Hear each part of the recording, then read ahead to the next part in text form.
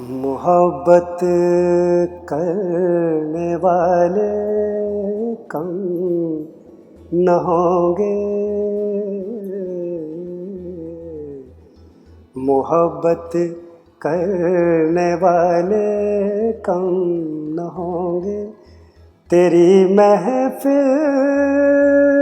में, लेकिन तेरी महफिल में लेकिन हम ना होंगे। मोहब्बत करने वाले कम ना होंगे। नमस्कार, मैं हूं अरविंद आशुतोष। आपका बहुत बहुत स्वागत है हमारे खास कार्यक्रम इन 24 न्यूज़ में। आज हम आपको एक ऐसे शख्स से मिलवाने जा रहे हैं जिनके अंदर बहुत सी प्रतिभाएं हैं। अगर हम संगीत की बात करें, अभिनय की बात करें, लेखन की बात करें, प्रोडक्शन की बात करें, डायरेक्शन की बात करें, तो सब इन पे लागू होता है। और हमारे साथ हैं आगरा के मशहूर कलाकार लईक खान। लईक खान साहब, आपका बहुत बहुत स्वागत है। नमस्कार। सबसे पहले आपको बहुत बहुत बधाई कि आपका वेब सीरीज इन दिनों बहुत चर्चित है, बहुत सारे लोग देख रहे हैं, बाबा की बात कर रहे हैं। और दूसरा जो मेंटल है, उसको देख के तो मुझे यकीन ही नहीं हुआ कि आप इस रूप में भी आ सकते हैं, मेंटल 1+ जो है। तो इसकी संगीत से एक्टिंग में कब और कैसे शुरुआत की आपने? नहीं, मैं एक्टिंग के लिए तो नहीं, सिंगिंग के लिए मेरा मेन मोटो जो है वो सिंगिंग की तरफ था ध्यान जी। लेकिन जब मैंने ये फिल्म लॉन्च करने की वेब सीरीज़ के लिए कोशिश की तो उसके अंदर बहुत एक्टरों से मेरी बात हुई, लेकिन मुझे कुछ मतलब जम नहीं रहा था कुछ। अच्छा, कुछ लोग एक एक्टर थे जो उनका नाम नहीं ले रहा हूँ मैं, अच्छे मुझे लगे, बहुत अच्छे और एक्टर भी अच्छे हैं। लेकिन जब मैंने उनको लिया और कहा कि भाई चलिए हम चलते हैं, लेकिन उनकी फिर वो जो रिक्वायरमेंट जो थी वो मुझे जमी नहीं। वो रिक्वायरमेंट ज़्यादा थी, तो फिर मैंने सोचा इतने कम बजट के अंदर हम इतनी खूबसूरत कैसे बना सकते हैं। क्योंकि देखिए, इस लाइन के अंदर सबसे मेन पॉइंट होता है आप बजट को कैसे हैंडल करते हैं। क्योंकि अगर ये बजट ही सब कुछ मायने रखता है, प्रोड्यूसर का असली गेम बजट है। तो मैंने उस बजट के लिए फिर मैंने सोचा कि भाई ऐसा करते हैं, पहला तो मैंने किया ही था, अब इस बार भी हम ही करते हैं। तो फिर वो मैंने एक्सपीरियंस कैसा रहा, क्योंकि आपने शूटिंग बहुत अलग अलग इलाकों में जाके की? हाँ, मैंने कश्मीर की शूट की। कश्मीर में? और कश्मीर के अंदर जो है शूट करना बहुत मुश्किल है। उसकी वजह ये भी है कि हालात भी कुछ ऐसे हैं। हाँ। और वहाँ पर हर 4 कदम 20 कदम के ऊपर जो है मिलिट्री लगी हुई है। तो हम लोग गए थे, तो इधर हम लोग जब गए तो अमरनाथ यात्रा जो है स्टार्ट हो चुकी थी जी। तो अब उस दौरान जो है वहाँ जाना और वहाँ का परमिशन लेना, शूट करना, वो बहुत मुश्किल का सामान था। कितने दिन थे आप लोग? हम रहे तकरीबन 12 दिन रहे हम वहाँ। 2 वीक का जो है शेड्यूल था। लेकिन मतलब टाइम तो हमने कम की सोचा था, लेकिन फिर वो हो जाता है टाइमिंग, तो फिर पता नहीं चलती है। 2 दिन तो बारिश रही, तो बारिश के लिए शूट नहीं हो पाया। फिर 1-2 दिन जो है पहले से ही परमिशन की कर रखी थी, लेकिन बड़ी मुश्किल से परमिशन का इंतज़ाम किया। अभी जो मैं आपको देख रहा हूँ, आपसे बात कर रहा हूँ और मेंटल भी देखा मैंने जी, तो यकीन नहीं हो रहा कि मुझे आप ही। अरे नहीं, एक आर्ट और लुक क्या फ़र्क होता है ना। देखिए, लुक जो है आप एक वो जो उसके अंदर जो रोल है वो एक रॉ एजेंट का है। और पहले वो रॉ एजेंट होता है तो एक नॉर्मल होता है, जो कि एक सभी को मालूम है कि वो तो अपनी फैमिली तक को नहीं बताते हैं कि हम रॉ के अंदर हैं। लेकिन उसके बाद जब उसके बच्चों के साथ ये हादसा गुजर जाता है, वो छोटी सी स्टोरी है, और जब वो हादसा गुजरता है तो फिर वो अपना आपा खो देता है और बदहवाश हो जाता है। और जब आदमी बदहवास होता है तो फिर तो वो उसका लुक ही चेंज हो जाता है। संगीत के साथ जो कुछ भी होता है उसको तो दुनिया जानती है, लेकिन संगीत से एक्टिंग के क्षेत्र में आना, अपना प्रोडक्शन हाउस बनाना, राइटिंग करना, डायरेक्शन करना, ये सब, इसके पीछे भी तो कुछ कारण होगा। हाँ, उसके पीछे कारण कुछ नहीं। आप जैसे दोस्त हैं जिन्होंने पुश किया कि नहीं यार तू ये कर सकता है, तू कर सकता है, कर यार कर। तो नहीं भाई, मैं एक्टिंग नहीं कर सकता, मैं सिर्फ सिंगिंग कर सकता हूँ। एक्टिंग मुझे सिर्फ इसलिए ज़्यादा रही क्योंकि मैं भी, जैसे बिटिया है, तो मैं भी किसी ज़माने के अंदर जब छोटा था तो मेरे पापा भेज दिया करते थे, चलो आप 3 महीने की छुट्टी है, 2 महीने की, चलो वहाँ पर जाइए। हमारे रघुवंशी जी थे इप्टा के अंदर, तो वहाँ पर हम जाया करते थे 2 महीने अपने एंजॉय भी करते। मतलब बचपन से जुड़ा है? हाँ, इप्टा से मैं जुड़ा था, तो वो हम भूल गए थे। लेकिन मुझे एक्टिंग इसलिए ज़्यादा सूटेबल रही, या मतलब मुझे ऐसा लगा ईजी, क्योंकि मैं गज़ल जो है परफॉर्मेंस करता था गज़ल को। अब तो गज़ल परफॉर्मेंस देना हमारे सामने तो हज़ारों कैमरे सामने होते हैं, अच्छा, उसमें खास ये बात होती है कि आप रीटेक नहीं कर सकते हैं। जी। इसके अंदर तो अगर मैंने कोई डायलॉग बोल दिया तो क्या ठीक है यार, वंस मोर, दोबारा से हो जाएगा। उसमें जो है नहीं कर सकते हैं आप, क्योंकि वो तो पब्लिक सामने बैठी है। तो इसलिए मुझे ऐसा मायने नहीं रखा कि लोग कैमरे के सामने आके भुज जाते हैं या कुछ डर से लगता है उनको। नॉर्मली कर लिया मैंने तो।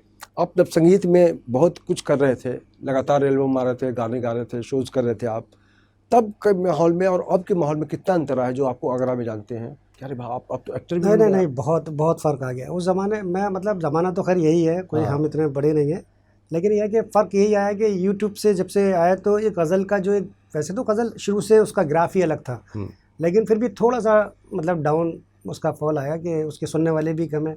लेकिन एक बात ये भी कह सकते हैं कि उसकी वजह से लोग शेर व शायरी अब समझने लगे हैं, और मैं समझता हूँ आने वाले वक्त के अंदर फिर वही दौर हुआ गज़ल का।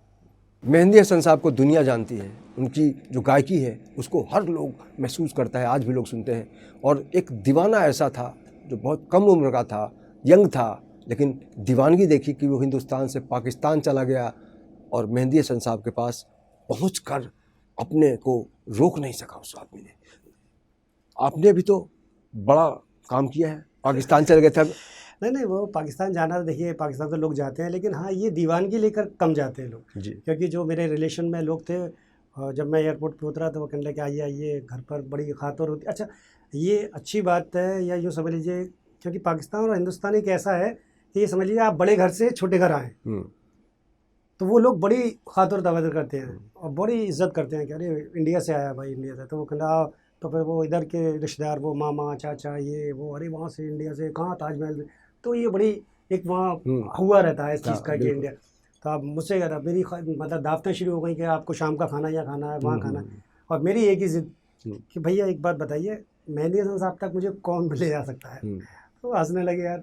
हाँ हाँ, वो मैं पहले तो मैटर को ऐसे ही समझा, फिर बाद में जब उन्होंने सीरियस, मैंने जब कहा तो उन्होंने कहा यार ना दावत में आते हैं ना कहीं, बस एक ही सवाल होता है उनका। तो हमारे एक दोस्त हैं, उन्होंने कहा ठीक है मैं बात करता हूँ। अच्छा, उनकी गैराज है, वो गैराज है उनकी, तो उनकी मेहंदी हसन साहब की जो है गाड़ी वहाँ ठीक होने आया करती थी। अच्छा, तो फिर उन्होंने फ़ोन किया आसिफ भाई को कि ऐसे बात है, इंडिया से कोई लड़का आया ये वो समझे शायद कोई आदमी है, लेकिन जब हम गए तो, लेकिन बहुत वो दौर ऐसा लगता है कि बस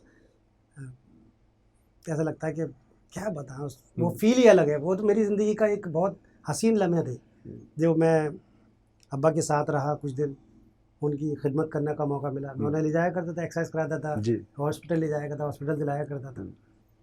फिर एक दिन उन्होंने कहा मुझसे कि आप सुनाइए, तो फिर सुनाना भी पड़ा, जबकि मैं डर लग रहा था, लेकिन फिर मैंने उन्हीं की गज़ल एक सुनाई उनको, तो फिर वो बहुत खुश हुई। बात गज़ल की हो, मेहंदी हसन साहब की और लई खान साथ में हो, तो क्यों ना उस लाइन को हम, अरे वो बहुत पुरानी बात हो गई, अब तो कुछ रियाज तो गुनगुनाइए उनके लिए, उनकी याद में तो कम से कम सुनाइए हमारे दर्शकों को। ये घटना वाकई बहुत ही अलग अलग है। जी जी, उन्हीं की चंद लाइनें पेश कर रहा हूँ। मोहब्बत करने वाले कम न होंगे, मोहब्बत करने वाले कम न होंगे, तेरी महफिल में लेकिन, तेरी महफिल में लेकिन हम ना होंगे, मोहब्बत करने वाले कम ना होंगे। बहुत बढ़िया, बहुत बढ़िया, वाह।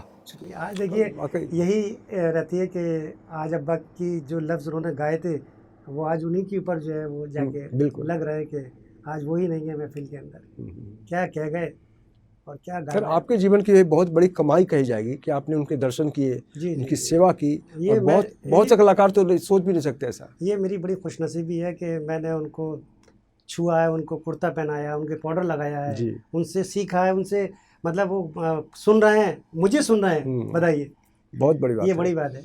आसिफ भाई भी बहुत अच्छे इंसान थे, मतलब हैं, सॉरी, मतलब मेरे बहुत अच्छे दोस्त भी बने बाद में। वो मुझे अपने, फिर मैं उनके घर रहा तो वो कहते रात के 2 बजे बज जाते थे हम लोगों को, वहाँ रूम में बैठे बैठे गाते गाते, तब वो कहते थे अरे आसिफ इसे घर छोड़ के आ। तो फिर मैं घर जाता था कराची, तो वो मुझे लेकर आया करते थे, तो वहाँ भीड़ लग जाती थी। फिर आधा 1 घंटा आसिफ भाई को वहाँ लग जाया करता था, सुबह पहुँचते थे वो। तो हम लोगों ने बहुत एंजॉय किया है। आगे का क्या प्लानिंग है? 2 वेब सीरीज पूरे हो चुके हैं आपके, जी। तीसरे पे काम चल रहा है, चौथे पे भी काम चल रहा है, जी जी और जी। क्या क्या प्लानिंग है आपकी? अभी मेरी एक वेब सीरीज़ है, वो फिल्म भी है, फिल्म वेब सीरीज़ है। अच्छा। मतलब मैं उसे फिल्म भी बना रहा हूँ, और वो थिएटर रिलीज़ करेंगे हम लोग उसको। और उसके अंदर जो है वो अ, हमारे कर्नल साहब हैं, उनके ऊपर जो है वो आधारित है पूरी। बायोपिक फिल्म बना रहा हूँ मैं। और कर्नल उफ़ान साहब हैं वो। अभी नागालैंड में पोस्टेड है जी।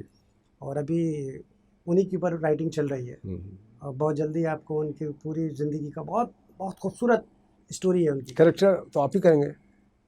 कैरेक्टर तो मैं ही करूँगा क्योंकि वो उस कैरेक्टर को मेरे ख्याल से कोई मतलब फिर वो ही बड़ा बजट का हिसाब होता है। अगर मैं किसी अच्छे आर्टिस्ट को लेता हूँ तो फिर बजट फिर आसमान छूने लगता है। अच्छा, आर्टिस्ट की बजट की इतनी वैल्यू नहीं होती है कि भाई चलो ठीक है हम उसको कर लेंगे जैसे भी। और कुछ आर्टिस्ट तो इतने अच्छे होते हैं कि जैसे शाहबाज साहब हैं, वो इतने खूबसूरत और मालिक हैं मिजाज के। और अभी मैंने शाहबाज खान साहब और जो है ये प्रमोद माथुर जी, ये सब मतलब इतने अच्छे लोग हैं कि इनको मिलो तो लगता नहीं किसी आर्टिस्ट है। और उनसे साफ कह दो, देखिए आप एज ए प्रोड्यूसर वहाँ जाएंगे और आप ये बताएंगे आई एम प्रोड्यूसर, तो फिर वो कहते हैं आई एम एक्टर। और मेरा ये नहीं है, मैं सीधा कहता हूँ सर मैं आपकी फीस नहीं दे सकता हूँ, सिर्फ आप मुझे चाहिए। तो फिर आर्टिस्ट बड़ा, मैं आर्टिस्ट हूँ सर, मैं जानता हूँ कि आर्टिस्ट बड़ा भोला होता है। बिल्कुल।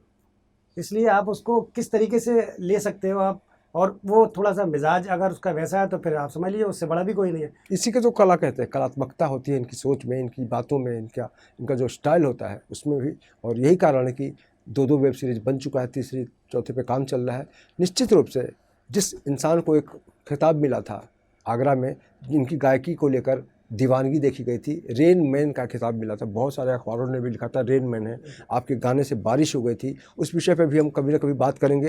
लेकिन आज की तारीख में पूरा देश जो है राममय हो गया, राम मंदिर की खूब चर्चा हो रही है। एक कलाकार के तौर पर इस पूरे माहौल को आप कैसे देखते हैं?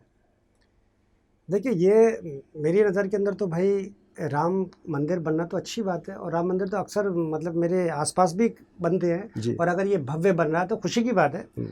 लेकिन उसको मतलब सियासत नहीं होनी चाहिए, सियासत नहीं होनी चाहिए किसी भी चीज़ में, धर्म कोई सा भी हो उसमें।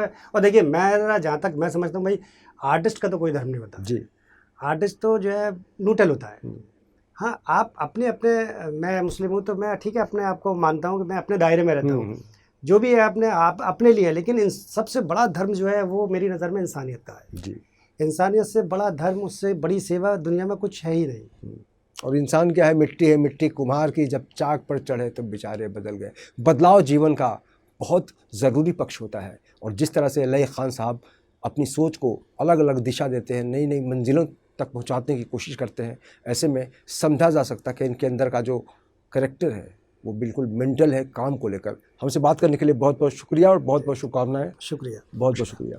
तो निश्चित रूप से एक कलाकार का जो धर्म होता है वो किसी मज़हब का मोहताज नहीं होता, वो कर्म करता है ताकि लोग उसकी प्रतिभा को जानें। और आज जिस तरह से देश में अलग अलग फिल्में बन रही हैं, अलग अलग तकनीक को हम देख रहे हैं, ऐसे में इसमें शामिल हो चुके हैं लई खान। तो इस खास पेशकश में इतना ही। बाकी की खबरों के लिए आप देखते रहे In24 न्यूज़ और मुझे दीजिए इजाज़त। नमस्कार।